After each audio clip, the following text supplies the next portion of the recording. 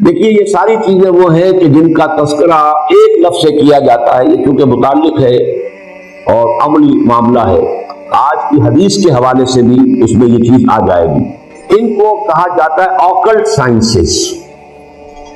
ایک سائنسز ہیں جو بالکل واضح ہیں، فزکس ہے، کیمسٹری ہے، جیولوجی ہے، فلاں ہے، فلاں ہے، بایولوجی ہے، ایک کھلم کھلا صاف حواس خمسہ کے ذریعے سے ان کا علم حاصل کیا گیا ہے۔ پھر یہ کہ انٹلیکٹ کے ذریعے سے، پاور آف ریزننگ کے ذریعے سے انفرنس ہوتا ہے، نتیجہ نکالا جاتا ہے، پھر ایکسپیریمنٹیشن کے ذریعے سے پھر اس کی ویریفیکیشن ہوتی ہے۔ یہ علم ہے، یہ سائنس ایک آکلٹ سائنس ہے، یہ ہاتھ کی پامسٹری ہے، آکلٹ سائنس استعمال ہوتی ہے، یہ سائنس نہیں ہے۔ لیکن یہ کہ یہ ایک طرح سے انہیں کہہ دیا گیا کہ ہاں ان میں بھی کچھ ہے، کوئی حقیقت ہے۔ اسی طرح نجوم، ستارہ شناسی ہے۔ آپ پیدا کب ہوئے تھے، وہ جو ہے